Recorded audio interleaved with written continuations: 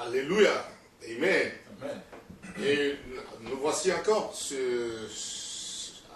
après-midi pour la continuité de nos séries de prédications que nous avons déjà engagées concernant tour à tour le royaume de Dieu et le royaume de Satan. Nous avons vu ce que c'est que le royaume de Dieu. Et nous avons déjà engagé l'étude du royaume de Satan. La fois dernière, dans la dernière partie de notre message, nous avons vu le statut du royaume de Satan, les langues parlées dans son royaume, et aussi la situation géographique de ce royaume. Aujourd'hui, nous allons continuer dans cette lancée, mais nous voyons plutôt cette fois-ci l'organisation du royaume du diable sur la terre. Donc nous allons nous consacrer à bien cristalliser l'organisation du royaume du diable sur la terre, afin que ceux qui viennent à Jésus-Christ, ou ceux qui ont déjà cru au Seigneur Jésus-Christ, qu'ils comprennent, qu'ils connaissent les rouages de ce royaume sur le plan organisationnel. Donc, pour cela, nous allons utiliser les versets bibliques que nous avons déjà lus dans le livre du frère Paul envoyant aux frères Éphésiens, dans le livre d'Éphésiens chapitre 6, dans son verset 12, nous allons l'utiliser. Nous allons également lire le livre de Révélation, chapitre 13, du verset 1 au verset 10.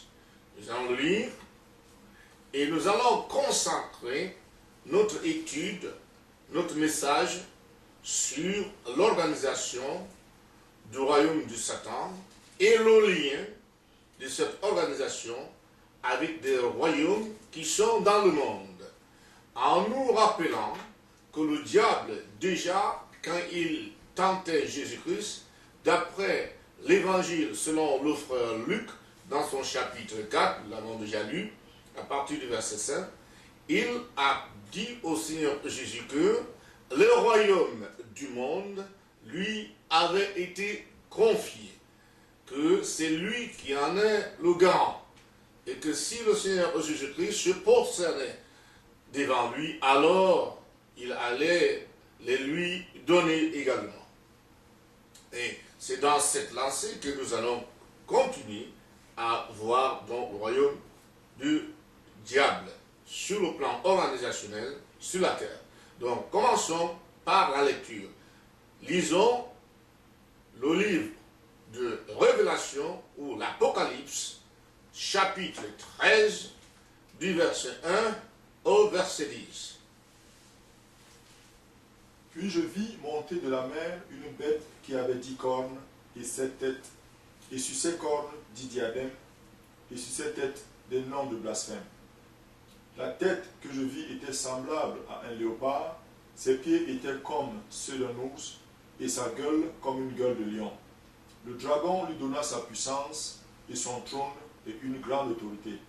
Et je vis l'une de ses têtes comme blessée à mort, mais sa blessure mortelle fut guérie. Et toute la terre était dans l'admiration derrière la bête. Et ils adorèrent le dragon parce qu'il avait donné l'autorité à la bête, et ils adorèrent la bête en disant, qui est semblable à la bête et qui peut combattre contre elle.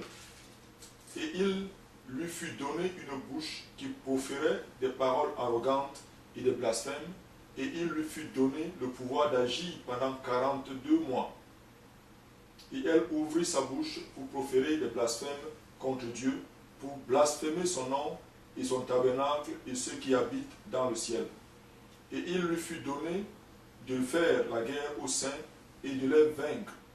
Et il lui fut donné autorité sur toute tribu, tout peuple, toute langue et toute nation. Et tous les habitants de la terre l'adorèrent. Ceux dont le nom n'a pas été écrit dès la fondation du monde dans le livre de vie de l'agneau qui a été immolé. Si quelqu'un a des oreilles, qu'il entende. Si quelqu'un mène en captivité, il ira en captivité. Si quelqu'un tue par l'épée, il faut qu'il soit tué par l'épée. C'est ici la persévérance et la foi des saints. Amen. Amen. Prions le Seigneur. Baissons nos têtes pour une courte prière. Seigneur Jésus-Christ, l'unique seul véritable roi au loin de Dieu. Toi seul qui donne la vie. Toi seul qui donne la respiration, le mouvement et l'être.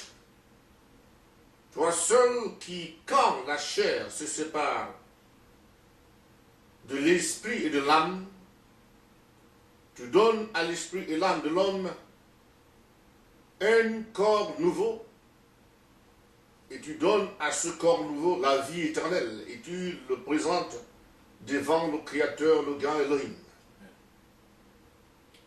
Nous te prions que tu ouvres les yeux de l'intelligence de tous ceux qui vont suivre ce message, qu'ils le suivent par le biais des DVD, qu'ils le suivent par le biais des CD, qu'ils le suivent par le biais de l'Internet ou tout autre moyen, qu'ils comprennent que seul toi sauve et que Satan c'est un menteur,